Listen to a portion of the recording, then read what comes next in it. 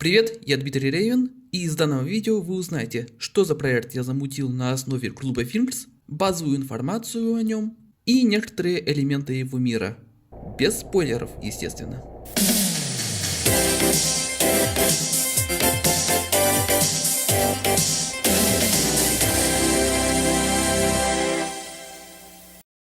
История разработки.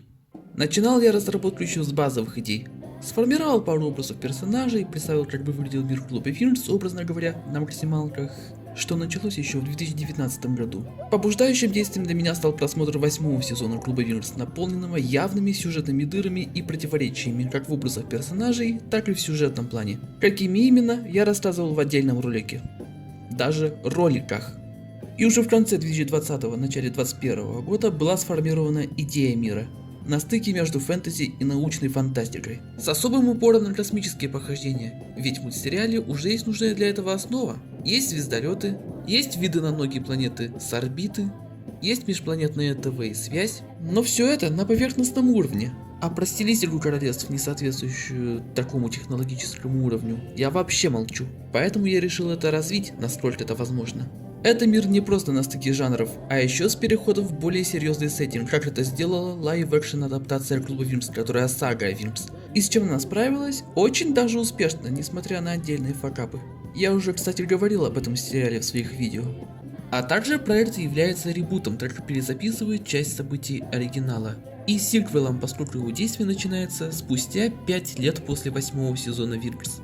Осенью 2022 у меня появился какой-никакой, но сборник идей. Производственная библия, состоящая из референсов, на которые можно ориентироваться по ходу работы для соблюдения консистенции. Также я начал делать модели звездолетов для проекта. Их уже 40, и это далеко не все. И они также играют роль референсов, по ним можно выстроить происходящие на их борту сцены.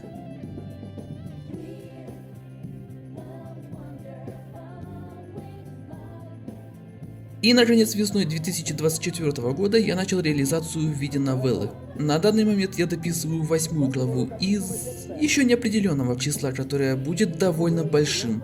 И это без учета дополнительной хроники, которая расскажет про события за пределами основного сюжета. В конечном счете я был бы не против реализовать проект в виде анимационного сериала. К сожалению, у меня нет возможности перейти к этой стадии, однако я представил, в каком ключе можно было бы визуализировать проект. Либо с графикой Войн Клонов, графикой Аркейна, или на крайний случай с рисовкой с 5 по 7 сезона Films. Мне по душе любой вариант. И давайте уже расскажу про наработки, что уже есть в проекте. Естественно, как я сказал в начале, без сюжетных спойлеров. Название у проекта Magilms. Оно означает не только мир, на котором происходит большинство событий клуба Films, но также, на первых порах, и волшебные измерения в целом, на разных мирах которого и происходит действие проекта. Мир проекта во много раз больше, чем в мультсериале. Многие из появлявшихся в оригинальном сериале королевств, а также единожды упоминавшихся или появлявшихся в комиксах, преобразованы в крупные королевства с межзвездным влиянием. В юрисдикции каждого из них находятся десятки заселенных систем и сотни миров. Особенно круто преобразилось королевство Домино, и по техразвитию не отстает даже от Зенита, самого высокоразвитого королевства волшебного измерения. Вместе с тем, все королевства будут иметь соответствующий строй. Конституционная монархия с элементами демократической республики. Да, это не сходится с традиционными итерациями королевств из оригинала, зато по-современному, я бы сказал. В свою очередь, Линфе, ввиду гармонии с природой и отказа от технологий, не войдет в этот список и займет место в обширной территории, включающей независимые королевства и неразвитые миры, а также неисследованные космические пустоты и территории бандформирований. Сама эта территория называется Нейтральные миры, что-то типа внешнего кольца из Звездных войн. Наша Земля также входит в эту зону. И это еще не все волшебное измерение. Обстановка там куда лучше, чем у нас. Все королевства живут в спокойное время, они завершили все войны между собой еще когда у нас было средневековье, так что сейчас главные враги у них это бандформирование, сектанты, темные измерения и прочая нечисть. Вокруг противодействия им и вертится основная сюжетная арка проекта Magilms. Стопроцентной победы над нечистью не будет никогда, это всем известно, но ей хотя бы не позволят обернуть волшебные измерения в хаос. И главную роль в этом играют как военные формирования королевств, так и их корпуса магов, они же по сути Министерство магии. И особенно Красный Фонтан в данной вселенной, являющийся элитным корпусом, действующим на территории всех королевств волшебного измерения, и не только. Начало событий проекта происходит во второй половине мая 2016 года. Я выбрал данный год, беря в учет 2004 год как начальную точку расчета событий оригинала, а также желание показать главных персонажей во взрослом виде и на пике своих сил, ибо им тут почти 30 лет будет. И пик этот будет у них еще долгое время стоять, потому что люди волшебного измерения и маги, и не владеющие магией, долгожители. Конечную точку событий проекта я еще не выбрал. Ориентировочно это будет 2026 год, если не 2030. Но даже в таком случае ни девчата, ни их спецы, ни их товарищи не сильно постареют. Говоря о сеттинге произведения, как я и сказал в начале, он переходит на более серьезный уровень. То есть многие бои не пройдут для героев бесследно, а кому-то из вторичных и вовсе не повезет.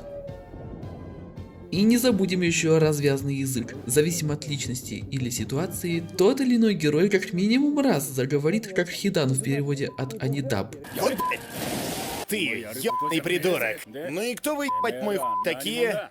Вот тебе и пиздец. Вы меня поняли.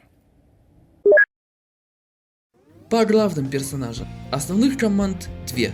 Одна из них Винкс, и в нее входят все 7 фей из оригинала. Блум, фея пламени дракона, вторая принцесса и дипломат Домино. Стелла, фея солнца и луны, кронпринцесса Солярии, ответственная за ее финансы и второй номер в команде. Флора, командир медицинского фрегата Безмятежность. Муза, фея музыки, представительница корпуса магов Мелоди. Текна, фея технологий, ученая в научном институте Зенита и мозговой центр у Винкс. Лейла, фея с магией Морфикса, кронпринцесса Андреса, командир флота вооруженных сил ее королевства. Рокси, фея животных земли, посредница между ней и волшебным измерением.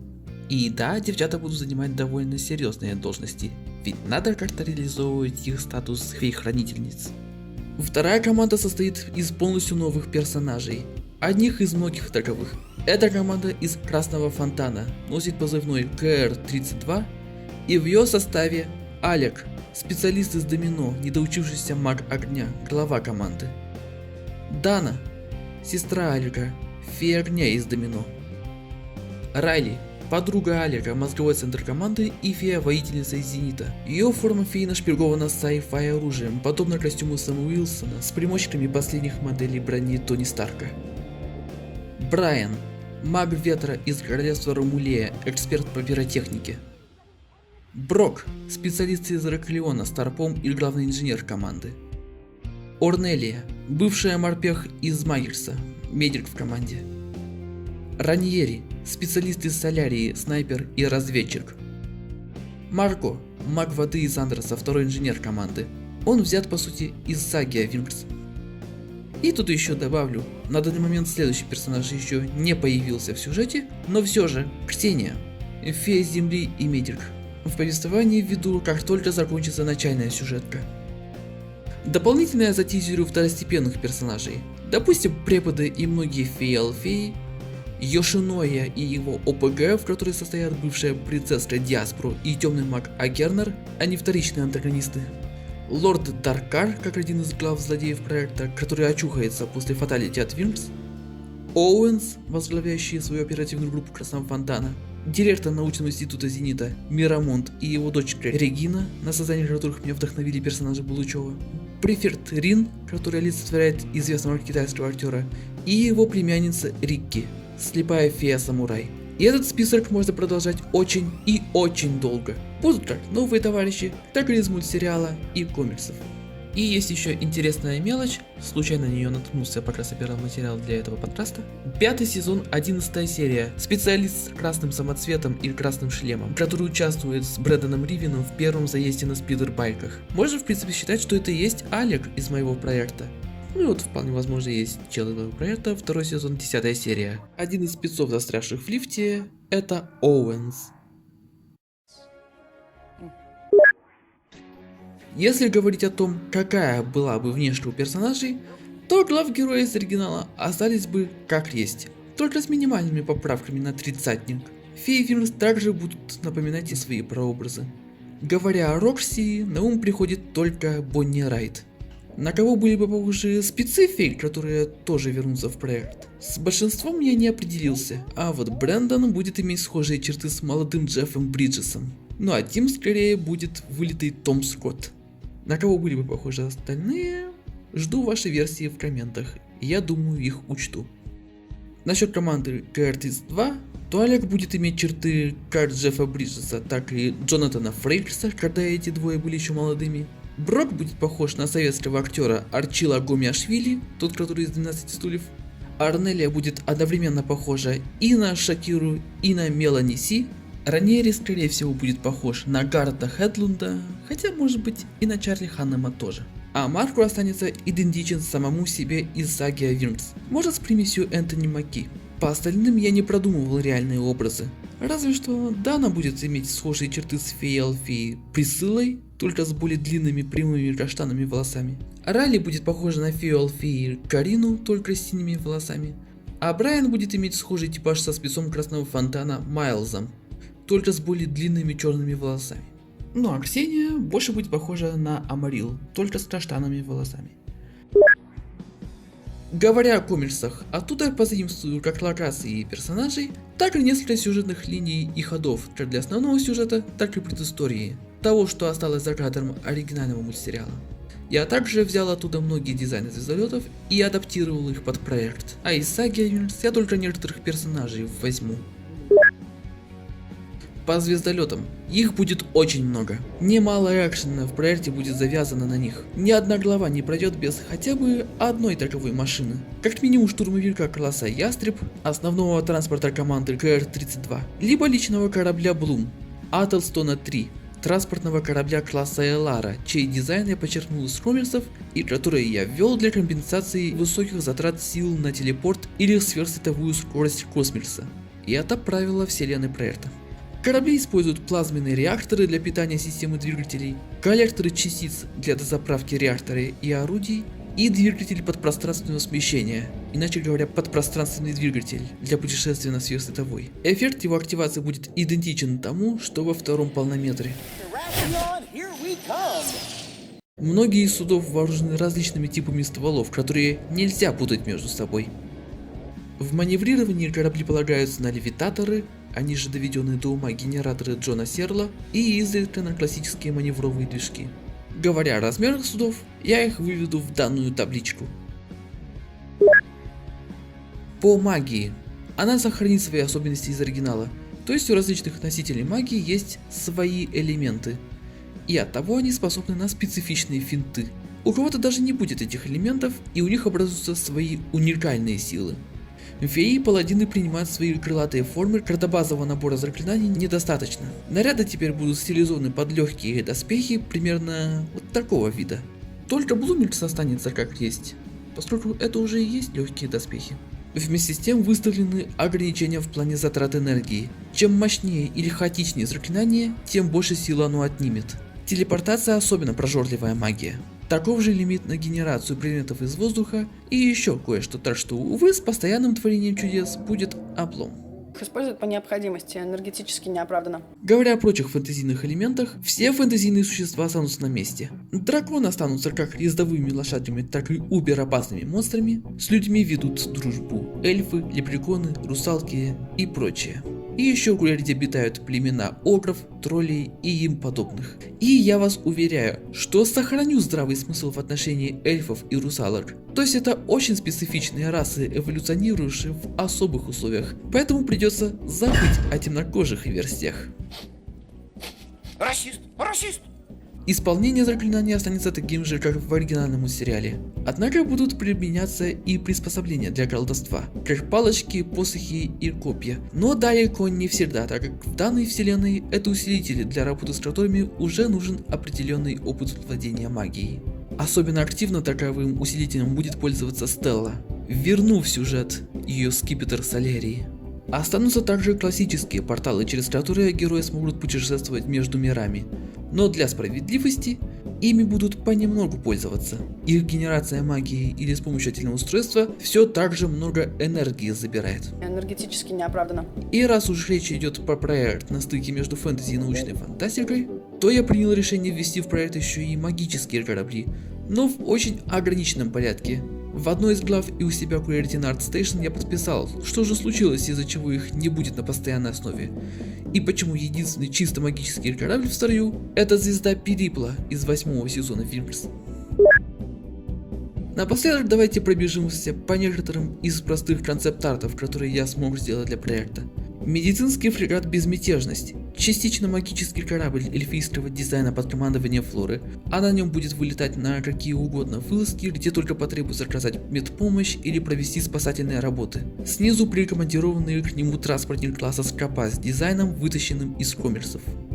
Высадка Ская, ставшего командиром в Ираклионских вооруженных силах, и его людей на безжизненной луне. Здесь транспортник Тасос и штурмовик Умбриэль основаны на судах из комиксов, а шаттлы Сайзера — это модифицированные ираклионские суда из мультсериала. Здесь церемония ввода двух крупных кораблей вооруженных сил Ираклиона в строй. Волкодав, линкор класса Доблесть под командованием Ская, и Сантион, крейсер класса Неодолимый под командованием Гелии. А это Горгл, ударный крейсер класса Посейдон, который появится по ходу повествования. На текущий момент он даже не построен. Здесь просто момент из будущего, в котором Горгл запечатлен в подводной среде. Процесс дозаправки реакторов и орудий в атмосфере газового гиганта. Газ всасывается через коллекторы частиц у Атлстона-3 и штурмовика класса Селигер-4. Флэшбэк одного из персонажей, что появится после завершения начального сюжета проекта. Здесь маги Черного Круга устроили засаду на очередную выжившую земную фею в пригороде Казани, 2002 год. Процесс поимки вражеского корабля силами 3 рейдеров класса Сова-2, той же модели, что и Сова в 8-м сезоне.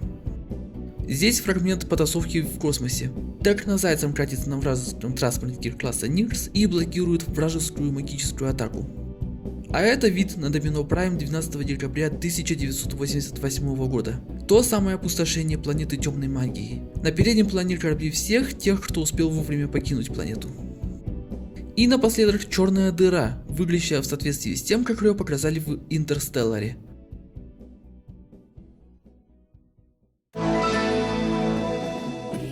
Об остальном можно еще долго-долго говорить, а пока скажу вот что. Как я сказал в начале, у меня уже есть 8 глав основного сюжета. И из них первая уже на все 100% завершена и проверена. Я ее обсуждал даже с Арсением Седовым, и это вышло очень хорошо.